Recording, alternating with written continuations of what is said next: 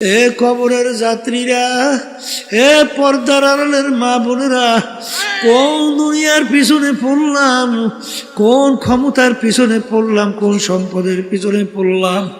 বাজান একটু চিন্তা করো, চক্ষু বন্ধ করো, একটু মুরাকাবা করো, দেখবা সব ফাঁকি আর ফাঁকি। আজরাইল সালাতু ওয়াস সালাম সবাই পিছনে হাত পাইতে অপেক্ষায় আছে।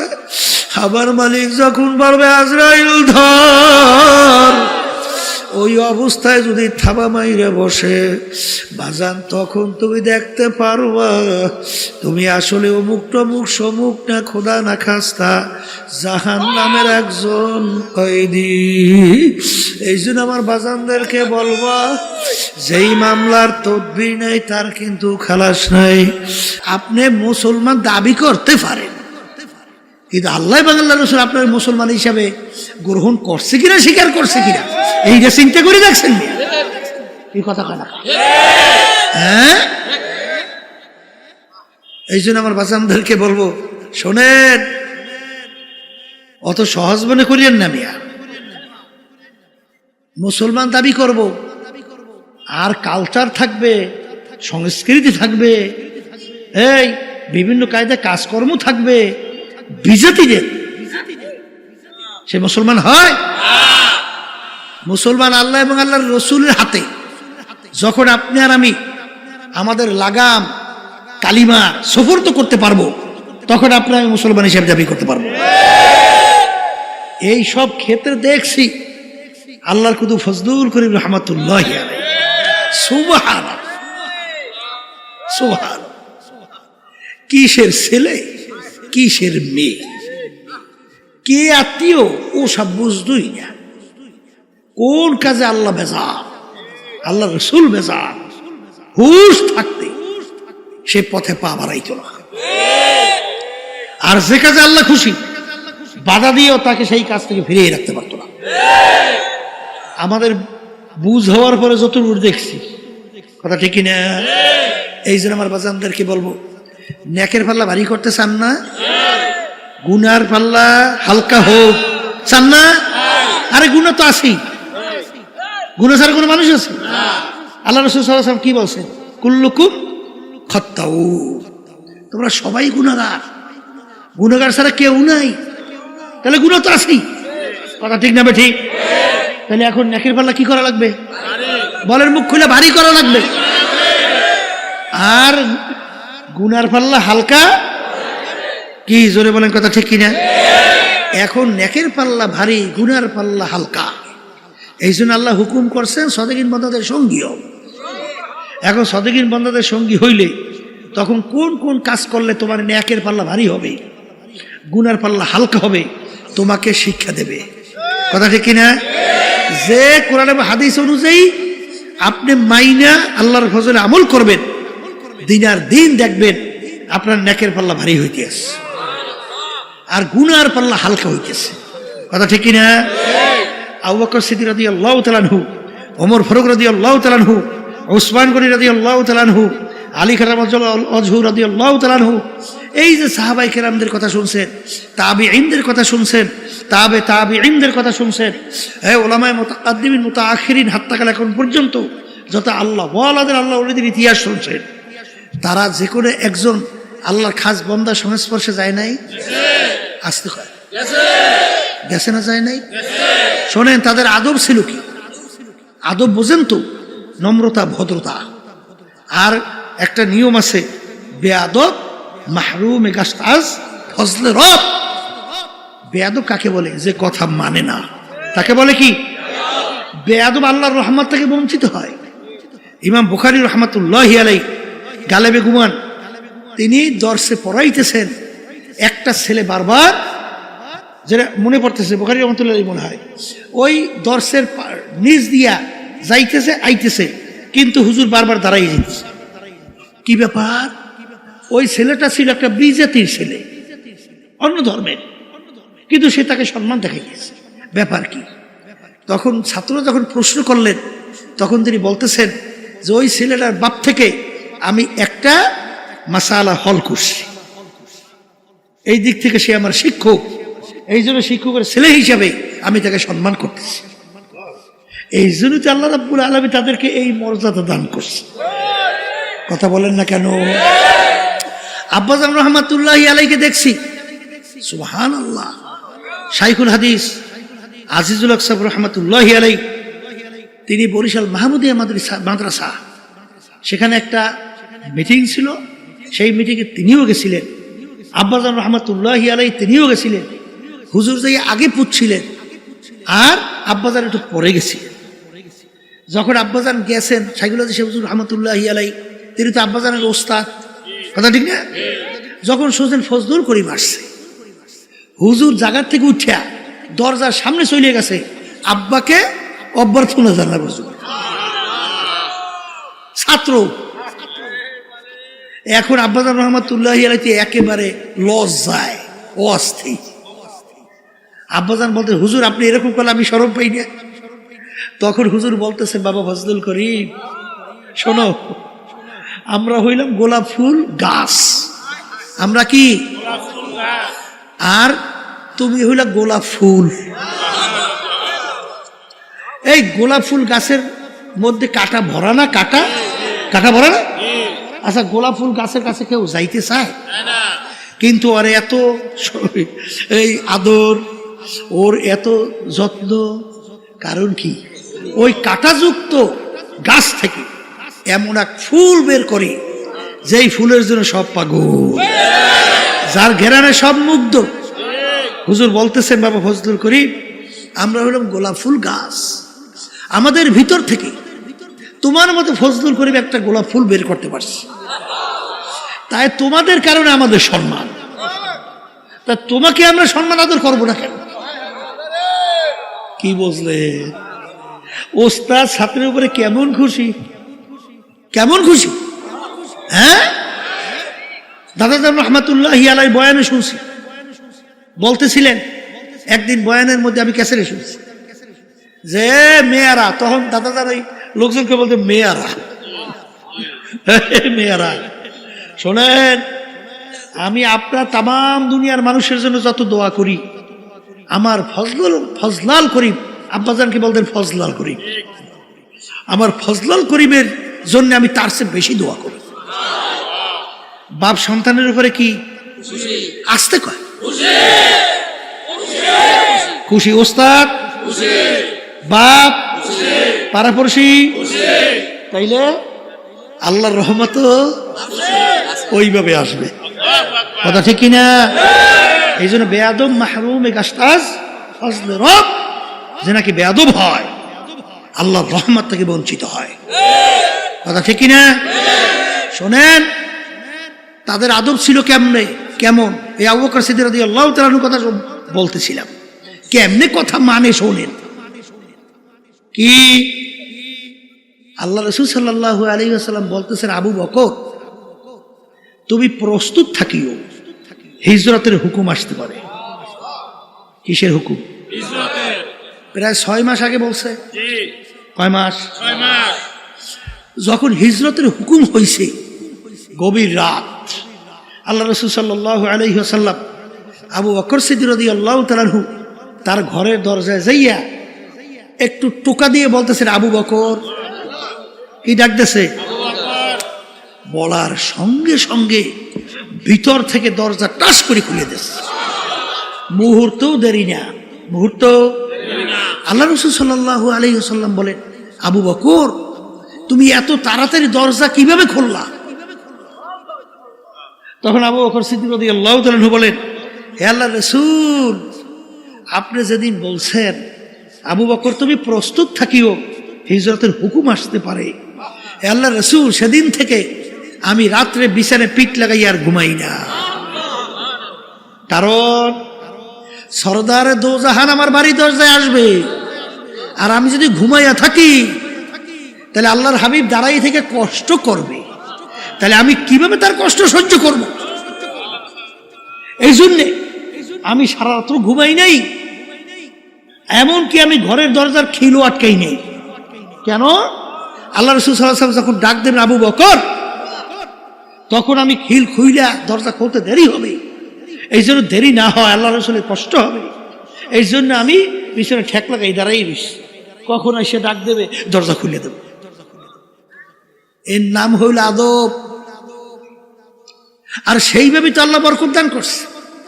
কথা ঠিক কিনা? কথা ঠিক কিনা? এই জন্য আমার ভাইদেরকে বলবো, পর্দা আলে মা বোনরা তারা শুনতেছেন, আগের যুগে তো আলহামদুলিল্লাহ 100 মানুষই যখন সহি তরিকায় এই আল্লাহর খাস বান্দাদের সংস্পর্শে গেছে, 100 জন মানুষ কামিয়ে হয়েছে। কারণ তাদের আদব ছিল এরকম, যা বলতো তাই মানত। কথা ঠিক না বেঠিক? কিন্তু বর্তমানে এক শ্রেণীর চালাক, শব্দটা কি? চালাক হইলে ওই আল্লাহর রহমত থেকে বঞ্চিত হয়। ঠিক কিনা? এই জন্য আমার বাজানদেরকে বলবো, একটু পরীক্ষা করে দেখেন, যারা সহিহ তরিকার সাথে হক্কানি আলেমদের সঙ্গে সাদিকিন বন্ধুদের সঙ্গে সম্পর্ক রাখে, দিন আর দিন তাদের নেক আমল বাড়ে না? আমি কি ভুল বলছি নাকি? না ঠিক বলছি? ঠিক বলছি? আলহামদুলিল্লাহ। তাহলে নেক আমল বাড়ে, গুনার থেকে ফেরতে পারে না? আসতে কয় পারে কি পারে না? পারে। তাহলে এখানে দেখেন, সাদিকিন বন্ধুদের সংস্পর্শে যাওয়ার কারণে নেক আমল বাড়ে, আপনারাই বলছে। এই তারপর গুনার থেকে ফেরা যায়, চোখে কি পানি আসে? আসতে কয় হ্যাঁ। আচ্ছা, যাদের এই সাদিকিন বন্ধুদের সংস্পর্শে যায় না, ওদের চোখে পানি দেখেন? মুঠো দেখেন, একটু হাত উঠে খালি কান্দে, আল্লাহর কাছে মাফ চায়, দেখছে? চোখে পানি তো আসে না, আসে? আর চোখের পানি ছাড়া জাহান্নামের আগুন ঠান্ডা হয়? কোনোদিন হয়? তা আল্লাহ রাসূল সাল্লাল্লাহু আলাইহি ওয়াসাল্লাম কি বলছেন? কি বলছেন? মান বাকা মিন খাশিয়াতিল্লাহ হারামাল্লাহু তিলকাল আইনা আলান নার। যেই চক্ষু মাওলার ভয় কাঁদবে, ওই চক্ষুর জন্য জাহান্নামের আগুন হারাম হইয়া যাবে। আল্লাহ রসুল বলেন, লা ইয়ালিজুন নারা মান বাকা মিন খাশিয়াতিল্লাহ হাত্তা ইয়াউদাল লাবানু ফিদ দার'i। যেই চক্ষু আমার মাওলার ভয় কাঁদবে, ওই চক্ষু জাহান্নামে দেওয়া এরকম অসম্ভব হবে। যেরকম গাভীর বান্দার থেকে দুধ দোহাইয়া ওই বান্দের ভিতরে ঢুকানো যেরকম অসম্ভব, আল্লাহর বান্দা বান্দিকে এরকম জাহান্নামে দেওয়া এরকম অসম্ভব। এই আল্লাহর বান্দারা আমি বলিনি, আল্লাহ রসুল বলছেন, আমি শুনাইতেছি। আল্লাহর হাবিব বলেন, ইবকু ইবকু ফা ইল্লাম তাবকু ফাতাবাকু। হে আমার উম্মতরা, কান্দ কান্দ, কান্না না আসলে কান্নার ভান ধরো। আল্লাহ রাব্বুল আলামিন কোরআনুল কারীমের ভিতরে বলেন, ফালিয়াদহাকু কালিলা ওয়ালিয়াবকু কাসীরা। এই আমার বান্দা বান্দিরা, বেশি বেশি পরিমাণে কাঁদো, কম কম হাসো। কিয়ামতের ময়দান জাহান্নাম ফেরেশতারা ধইরা রাখতে পারে না। আল্লাহ নবী সাল্লাল্লাহু আলাইহি ওয়াসাল্লাম সিজদায় পড়ে কান্দে, হে আমার মালিক, তোমার ইজ্জতে জালালের কসম খাই আমি বলছি, আজকে যদি জাহান্নাম আমার একটা উম্মতকে খাইয়া ফেলে, আমি রাসূল তোমার বেহেশতে যাব না। আল্লাহ রাব্বুল আলামিন বলে, হাবিব গো, মাথা উঠান, এই পানি নিয়ে জাহান্নামের দিকে ছিটানি মারেন। যখন পানি নিয়ে জাহান্নামের দিকে ছিটানি মারবে, জাহান্নাম কেত কেত কইরা পিছনে দৌড় মারবে। আল্লাহ রাব্বি সাল্লাল্লাহু আলাইহি ওয়াসাল্লাম আশ্চর্য হইয়া বলবেন, রব্বুল আলামিন, এত ফেরেশতা জাহান্নামকে ধইরা রাখতে পারে না, এ কোন কুদরতি পানি, যেই পানি দেওয়ার সঙ্গে সঙ্গে জাহান্নাম কেত কেত করে পিছনের দিকে দৌড় মারলো। আল্লাহ রাব্বুল আলামিন বলে, হাবিব গো, এ কোনো কুদরতি পানি না, এ হলো আমার বান্দা বান্দি, আপনার উম্মতেরা দুনিয়া থাকা অবস্থায় যারা এই জাহান্নামের ভয়, আমার আযাব ও গজবের ভয়, দুই চোখের পানি সাইরা কাইদা আমার কাছে মাপ চাইছে, ওই চোখের পানি হলো এই পানি।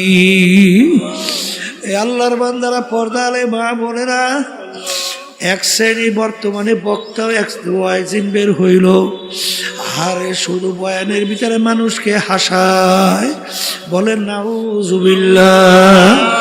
বাজার কহকা হাসি অর্থাৎ বড় জোরে শব্দ করে আসলে হারাম কবিরা গুনাহ হয়। আল্লাহ নবী সাল্লাল্লাহু আলাইহি ওয়াসাল্লাম তার জীবনে একবারও জোরে উল্লেখ কইরা শব্দ কইরা কহকা হাসি জীবনে একবারও হাসেন নাই। তিনি বেশি সময় মিসকি হাসতেন, অনেক সময় একটু বেশি হাসলে বহেক সামনে দুই একটা দাঁতের মাথা দেখা যাইত। কারণ কি, আল্লাহর হাবিবের ইতিহাস পড়লে দেখবেন আল্লাহর হাবিব সাল্লাল্লাহু আলাইহি ওয়াসাল্লাম অনেক সময় এমনভাবে কাঁদতেন, কান্নাহু তল্লুন, মনে হয় যেন হালকা বৃষ্টি পড়তেছে। আর আলী রাদিয়াল্লাহু তাআলা আনহু, আমার মাওলার ভয়, মাওলার আযাব গজবের ভয়, মালিকের জাহান্নামের ভয়, কাঁদতে কাঁদতে গালের ভিতরে দাগ পড়ে গেছিল। লোকেরা বলে আমির, দাগে ঔষধ লাগান ভালো হবে। হাল তিনি বলেন, আমার সাথীরা, কিয়ামতের ময়দানে মালিক যখন জিজ্ঞাসা করবে ওমর কি আমল আমার কাছে নিয়ে আসছো, বলবো মালিক তোমার ভয়, তোমার জাহান্নামের ভয়। কাঁদতে কাঁদতে কালে দাগ পরাইয়া নিয়ে আসছি। এ কবরের যাত্রীরা, যেই মামলার তদবির নাই তার কিন্তু খালাস নাই। বাজান, দুনিয়ার কেসের ভিতরে পড়লে সেখানে যদি তদবির না করেন কেসে ভালো ফলাফল পাওয়ার আশা করা যায় না। হে কবরের যাত্রীরা, তোমার আমার সামনে আখিরাতের 5টা মামলা দাঁড় হইয়া আছে। একটা মৌতের মামলা, কবরের মামলা, মিজান পুলসিরাতের মামলা, কিয়ামতের ময়দানের মামলা। এই মামলায় যদি তদবির না করো দুনিয়া থাকো অবস্থায়, ওই মামলায় শুধু ভালো ফলাফলের আশা করা যায় না। বাজান আমার, মৌত কি ইমান সহকারে হবে না কোন অবস্থায় হবে, এই চিন্তা যারা করবে এবং মৌত ইমান সহকারে হওয়ার জন্য যারা চেষ্টা করবে, আল্লাহর ফজলও করবে, তাদের ইমান সহকারী মৌত হবে। বাজার এরকম শত শত হাজার হাজার ঘটনা বাজার বাংলাদেশের মধ্যেও আছে। আরে মৌতের পূর্ব মুহূর্তে তাদের জবান থেকে কালিমা বের হইতে আছে। আল্লাহ আমার জন্য, আমাদের সবার জন্য কবুল করে না। হাদিসের ভিতরে আসছে, মান ক্বালা লা ইলাহা ইল্লাল্লাহ ফাদাখালাল জান্নাহ। অন্য হাদিসের ভিতরে হাক্কান, যে কালিমার হক আদায় করতে পারবে এবং সেই অনুযায়ী কালিমা পাঠ করবে, সে বেহেশতের ভিতরে ঢুকবে।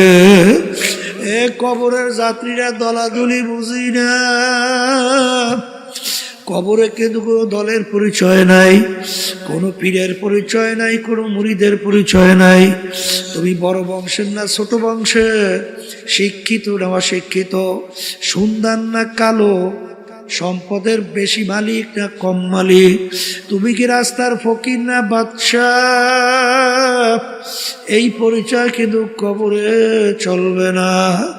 আমার বাজানদেরকে বলবো, পর্দা আলে মা বোনদেরকে বলবো, কবরে কিন্তু প্রশ্ন 3টা। 1 নম্বর প্রশ্ন মান রব্বুকা, 2য় নম্বর প্রশ্ন আমার দীনুকা, 3য় নম্বর প্রশ্ন আমার নাবিয়ুকা। এই 3 প্রশ্নের ভিতরে কোথায় কিন্তু আছে তুমি পীর না মুরিদ, তুমি কি চৌধুরী বংশের না তালুকদার বংশের, না তুমি সৈয়দ বংশের, আছে? তুমি কি সুন্দর না কালো, আছে? তুমি কি ধনী না গরিব, আছে? তুমি কি শিক্ষিত না অশিক্ষিত, এই পরিচয় আছে? যদি নাই থাকে, আমার বাজানদেরকে বলবো, পর্দা আলে মা বোনদেরকে বলবো, দুনিয়ায় কিন্তু আসা একই অবস্থায়, রওনাও কিন্তু করা লাগবে একই অবস্থায়। দুনিয়ার ভিতরে যখন রাজা বাদশাহ আসছে, প্রধানমন্ত্রী আসছে, ল্যাংটা অবস্থায় দুনিয়াতে আসছিল। রাস্তার ফকির সেও যখন দুনিয়াতে আসছে ল্যাংটা অবস্থায় আসছে, বাজার ভাগ্যের বিনিময়ে কেউ বা বাদশাহ, কেউ বা প্রধানমন্ত্রী, কেউ বা অমুক তমুক সমুক, আর বাজার কেউ বা রাস্তার ফকির। হে কবরের যাত্রীরা যখন কবরে রওনা করবে, বাদশাকেও কিন্তু কাপড় 3টা দিয়েই প্যাঁচ দিবে, আর রাস্তার ফকির তাকেও কিন্তু কাপড় 3টা দিয়েই প্যাঁচ দিবে। বাজান প্রশ্ন কবর কিন্তু একই রকমের হবে। বাদশার জন্য কবর 3.5 হাত, গরিবের জন্য কবর 3.5 হাত। ভাগ্যের বিনিময়ে দুনিয়া কেউ বাদশা, কেউ বা রাস্তার ফকির। হে দুনিয়া পাগল আমার বাবারা, বাজার কিয়ামতের ময়দান, অনেক বাদশা কিয়ামতের ময়দানে ফকির হইয়া উঠবে, আর অনেক ফকির আল্লাহর ফজল করমে বাদশা হইয়া উঠবে। বেলাল হাবশী রাদিয়াল্লাহু তাআলা আনহু দুনিয়ার ভিতরে গোলাম জাদা গোলাম, তার আব্বাও ছিল গোলাম, তিনিও ছিলেন গোলাম। ওদিকে বংশের দিক থেকে একেবারে নিচু, বাজান হাবশ বংশের লোক ছিল। চেহারার দিক থেকে কালো, যারা কালো মানুষ দেখছেন বাজান, হারে কালো তেমন ঠকপথ নাই। শিক্ষার দিক থেকে বকালাম, অর্থাৎ নিজের দস্তখত করতে জানতেন না। ওদিকে সম্পদ টাকার দিক থেকে নিচ্ছ, 1 পয়সারও মালিক ছিলেন না। কিন্তু কিয়ামতের ময়দান, আল্লাহর হাবিব যেই বাহনের উপরে বৈশা বেহেশতে ঢুকবেন, সেই বেহেশতের রশি ধরা থাকবে বেলাল হাবশী রাদিয়াল্লাহু তাআলা আনহু তার হাতে। আল্লাহর হাবিব যখন সবে মেরাজে গেলেন, বেহেশতের ভিতরে খরমের আওয়াজ পাওয়া যায়। আল্লাহর হাবিব জিজ্ঞাসা করে, ভাই জিবরাইল, বেহেশতের ভিতরে কিসের খরমের আওয়াজ? আল্লাহ জিবরাইল আলাইহিস সালাম বলে, আল্লাহর রাসূল, আপনার বেলালের খরমের আওয়াজ শোনা যায়। আ গয়া রসমে আজা রূহে বেলালি না রহি, फलसफा तो रह गया है लेकिन तलकीन गज़ाली ना रही। ए কবরের যাত্রীরা, এ পর্দার আড়ালের মা বোনেরা, কোন দুনিয়ার পিছনে পড়লাম, কোন ক্ষমতার পিছনে পড়লাম, কোন সম্পদের পিছনে পড়লাম? বাজান একটু চিন্তা করো, চক্ষু বন্ধ করো, একটু মুরাকাবা করো, দেখবা সব ফাঁকি আর ফাঁকি। আমার আব্বাজান রহমাতুল্লাহি আলাইহি উদাহরণ দিয়া বললেন, ডাকাতের দলের সরদার, ডাকাতের দলের সরদারের কত পাওয়ার। বাজানোর দলীয় লোক অন্যায় করে অনেক সময় গুলি কইরা মাইরা ফেলায়, কত ধরনের মারে অত্যাচার করে শাস্তি দেয়। ওর মাতুব্বারি সরদারি কতক্ষণ? পুলিশের হাতে অ্যারেস্ট হওয়ার আগ পর্যন্ত। যখন পুলিশের হাতে অ্যারেস্ট হইয়া যাবে, বুট দিয়া যখন ওকে পারাবে, হাড্ডি গুড্ডি ভাঙবে, কোথায় যাবে ওর সরদারগিরি, কোথায় যাবে ওর সারগিরি? এ কবরের যাত্রীরা, আজকে দুনিয়ার ভিতরে অনেকে পরিচয় দেয়, আমি পীর, আমি চেয়ারম্যান, আমি মেম্বার, আমি এমপি, আমি মিনিস্টার, আমি এত সম্পদ, এত টাকার মালিক, আমি 100,000 কোটি টাকার মালিক, আমি অমুক বংশের অমুক শিক্ষিত, অমুক পাণ্ডিত, আমি অমুক টমুক সমুক। এই পরিচয় কয়দিন, যে কয়দিন চক্ষু দুনিয়াতে খোলা থাকবে। আজরাইল সালাতু ওয়াস সালাম সবাই পিছনে হাত পাইতে অপেক্ষা আছে। আমার মালিক যখন বলবে আজরাইল ধর, ওই অবস্থায় যদি থাবা মাইরে বসে বাজান, তখন তুমি দেখতে পারবা তুমি আসলে অমুক টমুক সমুক না, খোদা না খাস্তা জাহান্নামের একজন কয়েদি। এই জন্য আমার বাজানদেরকে বলবা, যেই মামলার তদবির নাই তার কিন্তু খালাস নাই। এই জন্য আল্লাহর ইতিহাস পড়লে দেখবেন, আমার দাদাজান রহমাতুল্লাহি আলাইহি কথা শুনছি বাজান, ইন্তেকালের আগে আগে চোখের উপরে বৈশা, পাশেই কবরস্থান, তাকাইয়া তাকাইয়া পোলাপানের মতো আউ আউ করিয়া চিল্লাইয়া কান্দে, দুই চোখ দিয়া বাইয়া বাইয়া টপ টপ কইরা পানি পড়ে। আর মালিকের দিকে ফিরা করুণ সুরে ডাক দেয়, আর করুণ সুরে ডাক দিয়া বলে, ওরে আমার মালিক, ওরে আমার মাহবুব, তুমি যদি আমাকে কবরে মাপ না করো, ওই অন্ধকার কবরে আমি একা কেমনে থাকবো? ওই কবরে তো কেউ নাই, কবরে তো বালিশ নাই, বিছানাও নাই, বাতিও নাই, কবরের সাথীও নাই। ওই কবর কেমন হবে? আল্লাহ রাসূল সাল্লাল্লাহু আলাইহি ওয়াসাল্লাম বলেন, কবর তোমাকে আমাকে ডাক দেয়। আল্লাহ রাসূল বলেন, তোদেরকে ডাক দেয় কি কইয়া? আব্দুল করিম, হে রেজাউল করিম, হে রহিমা খাতুন, আনা বাইতুল ওয়াহদা, আনা বাইতুল জুলমা, আনা বাইতুল জুর, আমি একা একির ঘর, ওই কবরের ভিতরে একা কেমনে থাকবা? বাজার, ওই কবরে যদি আমার মালিক আপন না হয়, ওই কবরে তোমার আমার উপায় নাই, হাসুরে উপায় নাই, মিজান ফুলসরাতের উপায় নাই। ওই কবরের চিন্তা আল্লাহর ওদের ইতিহাস পড়লে দেখবো, আমাদের এই তরিকার মুরব্বী রশিদ আহমদ গঙ্গী রহমাতুল্লাহ আলাইহি, তিনি কানতে কানতে বুড়া বয়সে অন্ধ হইয়া গেছিল। এ আমার মালিক, তুমি যে জাহান্নামের ঘোষণা দিছ রে মালিক, আরে তোমার হাবিব যে জাহান্নামের বিবরণ দিছে, ওই এক সেকেন্ডের আযাব সহ্য করার দুনিয়ার কোন মানুষের নাই। এ আমার মালিক, দয়া মায়া করে তুমি আমাকে মাফ কইরা দাও। কানতে কানতে বাজান বুড়া বয়সে অন্ধ হয়ে গেছিল। লোকেরা বলে, হুজুর অপারেশন করেন, চক্ষু ভালো হবে। তিনি বলেন, সাথীরা, কিয়ামতের ময়দানে যখন আমি উঠবো, অন্ধ অবস্থায় উঠতে চাই, মালিক যেন আমার কাছে কোনো প্রশ্ন না করে। মালিক যদি প্রশ্ন করে, আমার কোনো উপায় নাই, এই জন্য আমি মালিকের সামনে অন্ধ অবস্থায় দাঁড়াইতে চাই। যেই মামলার তদবির নাই, ওই মামলারও কিন্তু খালাস নাই।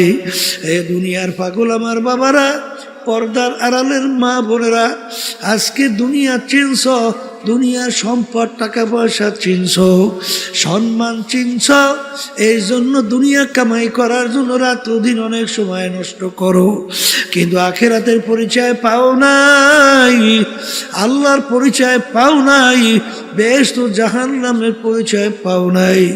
এই জন্য জাহান্নাম থেকে বাঁচার জন্য, বেহেশতে যাওয়ার জন্য চেষ্টা চিন্তাও নাই। কিন্তু মনে রাখো, যেই মামলার চেষ্টা তদবির নাই, ওই মামলারও কিন্তু খালাস নাই।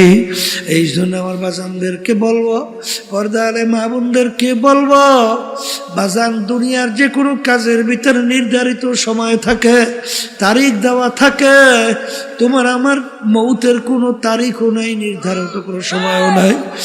কখন কোন সময় কিভাবে কে রওনা করব। আমার মালিক যখন মাহফিলে নিয়ে আসছে, মালিক বড় দয়ার মালিক, মালিক বড় মায়ার মালিক। যদি দুই চোখের পানি ছাইরা দেলটাকে ভাইঙ্গা যদি মালিককে ডাক দিতে পারো, আমার মালিক তোমার আমার জীবনের সব গুনাহ মাফ কইরা দিবেন। আল্লাহুম্মা আমিন। ঘরের মেয়ে লোকেরা হাত উঠাও, গুনার কথা মনে করো, তো চোখের পানি ফালাও, মালিকের দরবারে কান্দো আর মাপ চাও। যদি কান্না না আসে, মনকে বোঝাও, ওরে মন, একদিনে ঘরের দরজা দিয়ে নতুন বউ হইয়া উঠছিল রে মন। কত মেয়ে লোকে শরবত খাওয়াইলো, কত মেয়ে লোকে বাতাস করলো, আবার এমন একটা দিন আসবে এই ঘরের দরজা দিয়া মরা লাশ হইয়া বের হবা, ছেলে কানবে মামা করে, মেয়ে কানবে মামা করে, জবাব তো আর দিবা না। এ আল্লাহ, আপনি তো এই মাঠের দিকে চাইয়া দেখেন আপনার বান্দারা কিভাবে কান্দে। মালিক, আমাদের ছেলেও মরে নাই, মেয়েও মরে নাই, গুনাহ করে বসছি রে, মাফ করে দেন গো মাওলা, মাফ করে দেন।